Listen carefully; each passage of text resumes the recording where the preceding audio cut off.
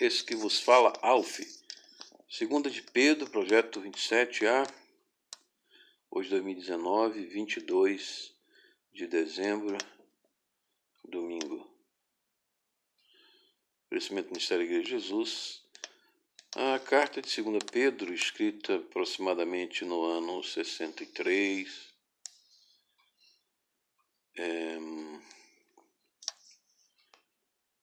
vai falar sobre a nossa vocação e a nossa eleição em Cristo, suas promessas e seus dons, e a paciência, as virtudes que nós precisamos dos dons de Deus para cumprir a nossa carreira e a nossa vocação. Esta carta de 2 Pedro,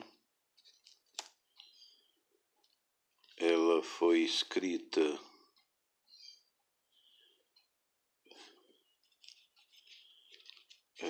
provavelmente de Éfeso,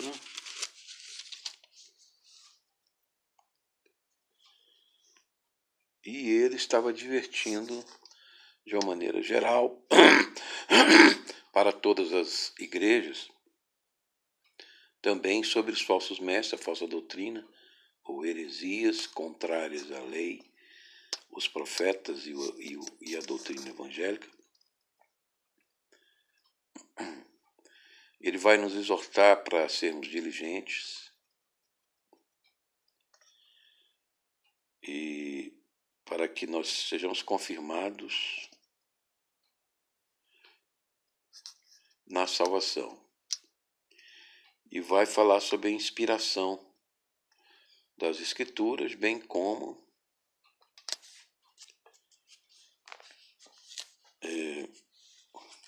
vai falar na segunda parte sobre juízo, de forma das coisas negativas da nossa existência, que é o juízo, a perdição da humanidade, a avareza, a heresias, os homens atrevidos, abomináveis. Homens abomináveis, essa palavra ela está relacionada com vômito, Para Deus é como se fosse vômitos, Então vai ter dilúvios, escárnios, enganos, vai ter fogo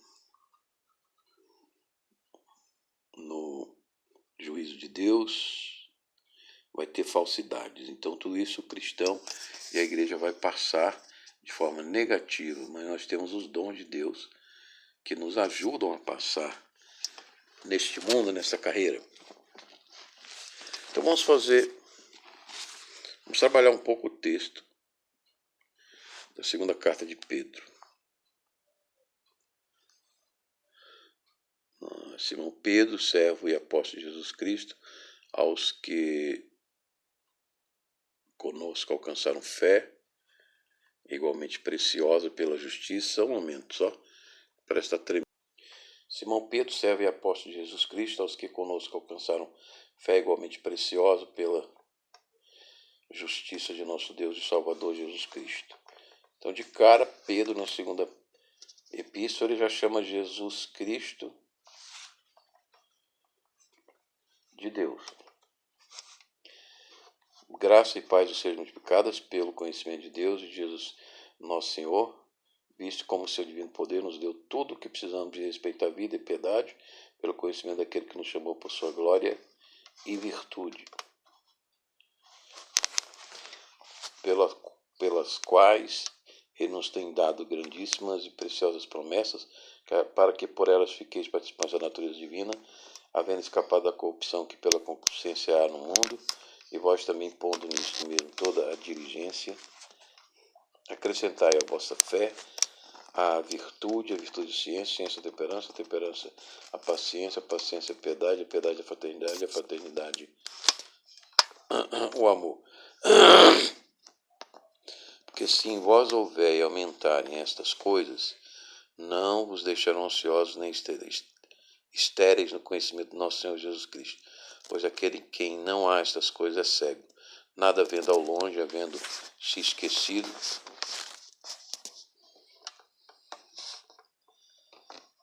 da salvação dos seus antigos pecados. Portanto, irmãos, procurem fazer cada vez mais, nunca firme a vossa vocação e eleição, porque fazendo isso nunca jamais tropeçareis, porque assim vos será amplamente concedido entrar no reino eterno de nosso Senhor e Salvador Jesus Cristo, pelo que não deixarei de exortar sempre acerca dessas coisas, ainda que bem as saibais e estejais confirmados na presente verdade. E tenho por justo, enquanto estiver neste tabernáculo, despertar-vos com administrações, sabendo que brevemente hei de deixar este meu tabernáculo, como também nosso Senhor Jesus Cristo já me tem revelado. Então, uma correção aqui, parece que ele já estava mesmo no corredor da morte em Roma, né? Ele deve ter escrito para Éfeso, que era um centro de correio e muito importante do cristianismo da época, aonde cresceu o evangelho e fez missões, que enviaram Silvano, né, onde na primeira carta nós vimos, ele endereçou a primeira carta. Porque não fizemos saber a virtude e a vida do nosso Senhor Jesus Cristo segundo as fábulas artificialmente compostas, mas nós mesmos vimos a sua majestade. Porquanto ele recebeu de Deus Pai honra e glória, quando a magnífica glória lhe foi dirigida a seguinte voz: este é o meu Filho amado, em quem me tenho comprazido. Ele está falando aqui da aparição de Moisés e Elias com Deus no Monte Tabor, na Galiléia, antes da Páscoa do sacrifício da cruz de Cristo. E ouvimos esta voz dirigida do céu, estando nós com ele no Monte Santo, que ele chama de Monte Santo, e temos muito firme a palavra dos profetas, a qual bem fazerem estar atentos, como uma luz que ilumina o lugar escuro até que o dia esclareça e a estrela da alva apareça em vosso coração, sabendo primeiramente isto, que nenhuma profecia da Escritura é de particular interpretação, porque a profecia nunca foi produzida por vontade de homem algum, mas os homens santos de Deus falaram, inspirados pelo Espírito Santo. Primeiro capítulo, ele fala da inspiração das Escrituras e a justiça do nosso Deus Salvador Jesus Cristo. A graça e paz vos sejam multiplicadas. A graça e paz é multiplicada pelo conhecimento de Deus e de Jesus, nosso Senhor. Então, é pelas Escrituras que são inspiradas pelo Espírito Santo. Aí é o ciclo da virtude, das 7 virtudes do cristão. Esse ciclo vai nos produzir no coração a luz, a estrela que brilha nos nossos corações, liberdade da concupiscência do mundo, da corrupção e do pecado, e vai produzir as virtudes da diligência, a fé, a ciência, a temperança a paciência e pamônios, né? A piedade, o amor, a fraternidade. Isso vai aumentando e vai nos fazendo úteis e frutíferos. E lembrando, né? E vendo a libertação da cruz que nos santifica dos antigos pecados. E essa vocação e eleição nos evita tropeçar na vida, na carreira, na vocação, neste mundo, e nos concede uma ampla entrada no reino eterno de nosso Senhor e Salvador Jesus Cristo. Então, se a pessoa tem receio da salvação, se está salva, etc., pratique estas coisas, né? Acrescente essas virtudes na sua vida, na sua comunidade cristã, procure ser útil dessa maneira e fazendo bem ao próximo. E aí você vai ter uma tranquilidade maior, uma consciência mais pura, mais limpa diante de Deus e com a sua salvação. Bom, passemos agora ao capítulo 2. Portanto, capítulo 1, eu faço uma nota. A justiça de Deus é diferente da justiça dos homens ou da terra. Né? A justiça de Deus é a da cruz, da fé. Então, essa é a justiça que aumenta a paz, a misericórdia e a graça de Deus, nesse ciclo virtuoso da nossa vocação e eleição.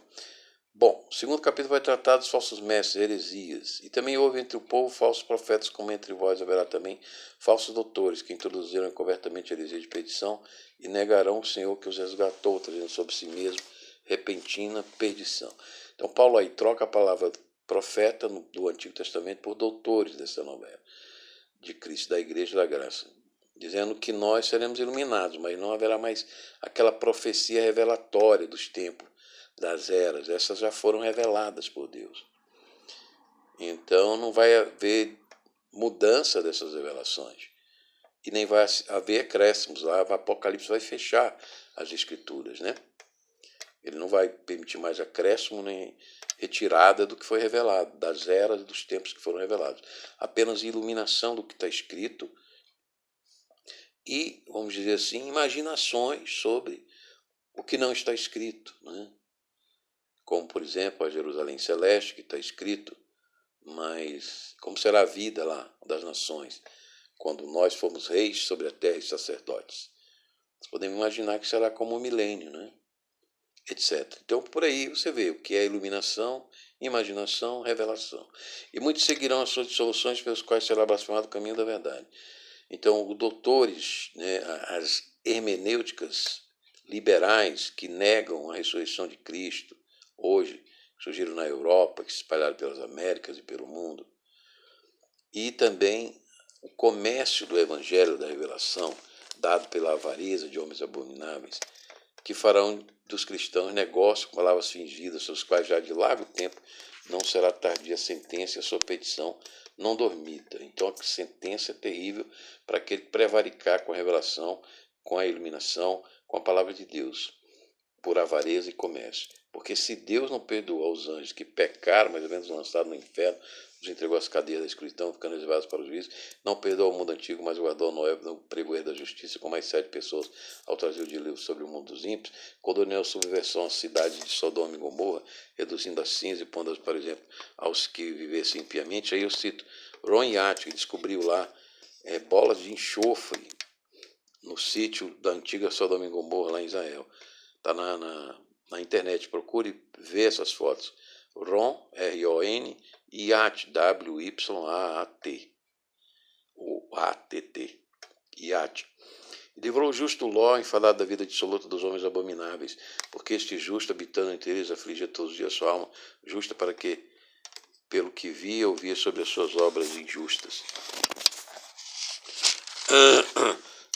Então vamos continuando a leitura do capítulo 2 da segunda carta de Pedro. Assim sabe o Senhor livrar da tentação os piedosos e reservar os injustos para o dia do juízo, para serem castigados, mas principalmente aqueles que, segundo a carne, andam em concupiscência de imundícia e desprezam as dominações atrevidas, obstinadas, não receiam blasfemar das autoridades. Enquanto os inocentes maiores em força, poder, não produziam contra eles juízo blasfemo diante do Senhor, mas estes, como animais racionais, que seguem a natureza, feitos para serem presos e mortos, blasfemando o que não entendem, perecerão na sua corrupção, recebendo o galardão da injustiça, pois que tais homens têm prazer nos deleites cotidianos, nodas são eles e máculas, deleitando-se em seus enganos, enquanto se banqueteiam com vocês.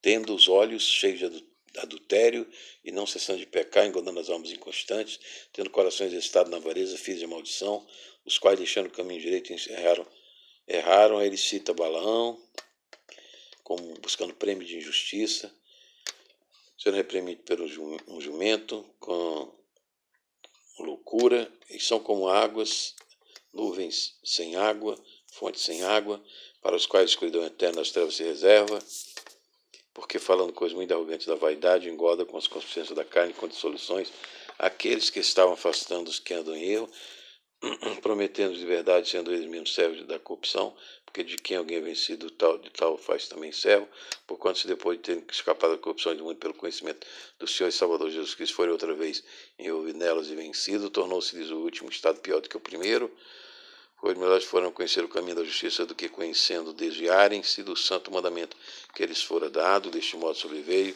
provérbio do cão e do porco. Esse foi o capítulo 2. Ele faz uma sentença muito séria para a prevaricação da palavra de Deus, da revelação, de homens abomináveis, interesseiros no dinheiro dos cristãos.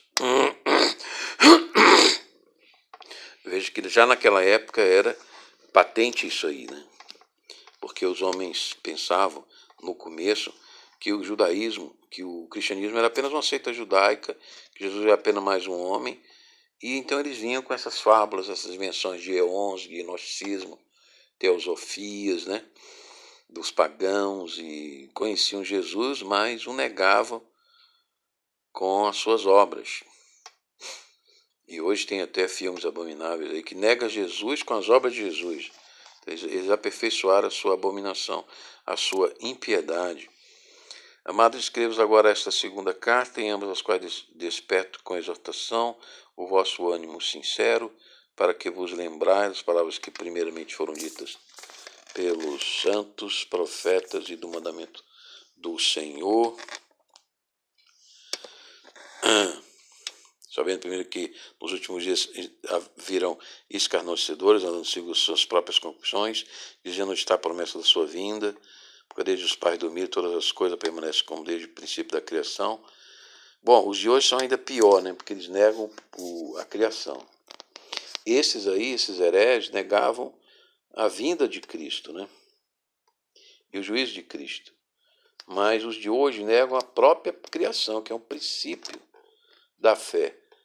Mas Pedro adverte, olha, voluntariamente ignoro isto, que pela palavra de Deus já deixa de existir os céus e a terra, que foi tirado da água e no meio da água subsiste, pelas quais coisas pereceu o mundo de então com as águas do dilúvio.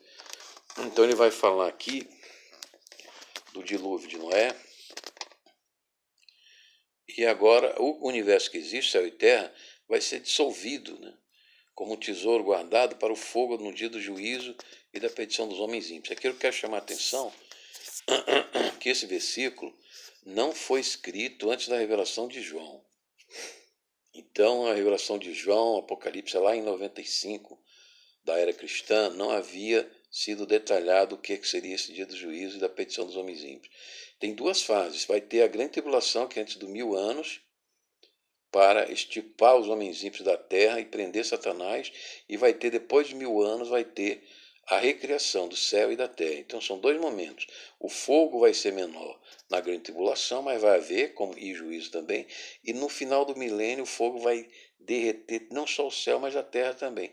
E será feito um novo céu e uma nova terra, parecida com o milênio, cheia de bênçãos e prosperidade de Deus, já nós ressurretos e glorificados. Aqui não há distinção entre os pré-tribulacionistas e pós-tribulacionistas.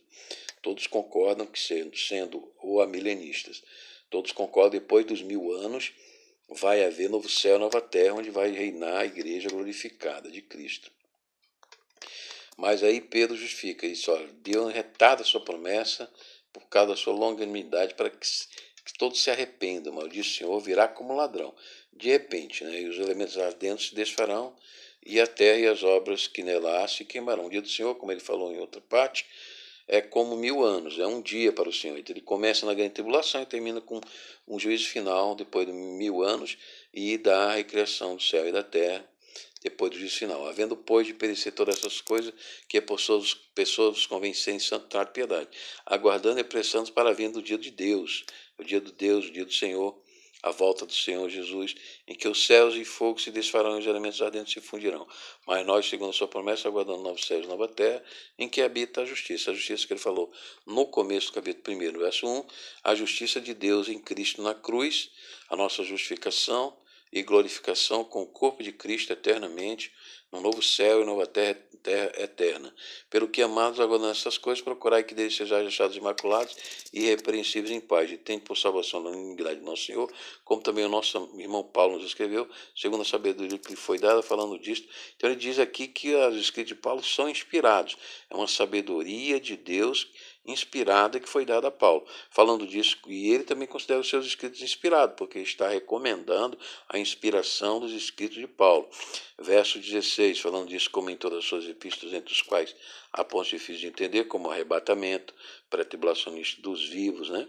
A vinda do iníquo, e que os indultos inconstantes torcem igualmente as outras escrituras que sua própria petição. Então há tanta polêmica sobre a volta do Senhor, sobre a vinda do Senhor, e há tanta distorção, pois nós temos nos esforçado diligentemente para entender as profecias de Paulo sobre o arrebatamento da igreja, pré-tribulacionista, o milênio, o juízo final, etc., e os apocalipses de João. Antes crescer na graça e na fé e conhecimento do nosso Senhor e Salvador Jesus Cristo. A Ele seja da glória, assim agora como no dia da eternidade. Amém. Então aqui termina a carta, segunda carta de Pedro, apóstolo, que ele escreveu da prisão, da morte, né? Talvez a mesma de Paulo, Marmetina, onde já saía para execução, e nos deixou esse legado de orientações da virtude de Deus. Então vamos crer, vamos exercitar a nossa imaginação quando estiver tudo passado, né? A nossa morte, a nossa ressurreição, a grande tribulação, o milênio, nós estamos com Cristo nas mansões celestes, está lá em 1 João capítulo 15, 1 a 3, né? As mansões celestes, se eu não estou certo. E nós estamos com Cristo na glória de Deus, nas fontes do Espírito Santo, santificadoras, nas capelas de Deus para apresentarmos diante do altar de Deus, e seremos reis sacerdotes na nova terra e novo céu eterno aqui, coroados com a coroa da justiça, a coroa da glória, a coroa da alegria, que é uma só coroa de ouro fino, com o nome de Deus, o nome de Cristo na nossa testa, na Jerusalém celeste de ouro, a cidade de Deus, né?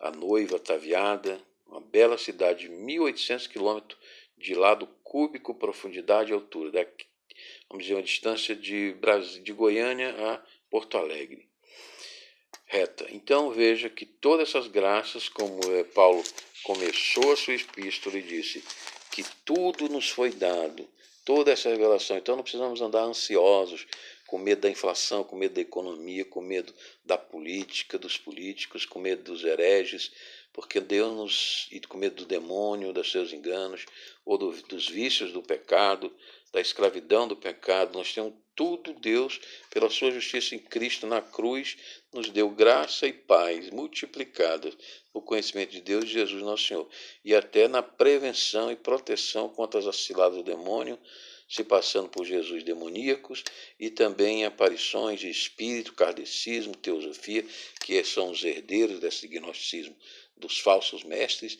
Então nós temos que nos estudar diligentemente a palavra, a doutrina, sã doutrina, a razão, entendimento, para não nos deixarmos aprisionar por essas falsas religiões. E nós devemos ficar livres com a revelação da palavra, das escrituras, da carta de Paulo, Pedro, Apocalipse de João, da lei, dos profetas, que nos revelam esta futura glória para nós, eterna em Cristo, no corpo de Cristo, para a igreja sã, na sã doutrina, sendo útil na caridade, na virtude, na fraternidade, na paciência e pomones, vitoriosa. Amém?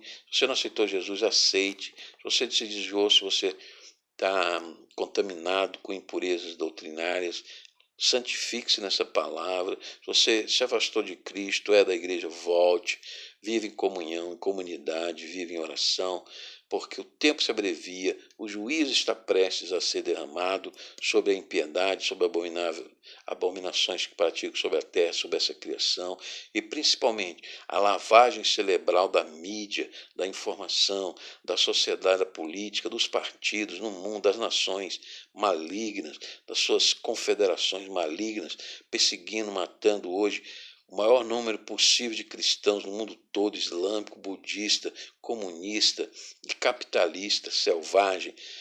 Todos esses males vão passar e nós vamos reinar glorificados em corpo celeste sobre as nações, e elas trarão a honra e a glória para Deus eternamente na luz do Cordeiro. Não vai ter mais fio de luz, não vai ter mais transmissão de fio de luz, nem haverá sol nessa nova Jerusalém, nessa nova terra, nesse novo céu, porque o sol é a luz do Cordeiro que vai iluminar o mundo. Amém, graças a Deus. Abençoe-vos Deus Pai Todo-Poderoso, Filho e Espírito Santo, agora e sempre, em Jesus, na sua graça, na sua paz, na sua justiça da cruz. Amém. Esse vos falou, Alfe.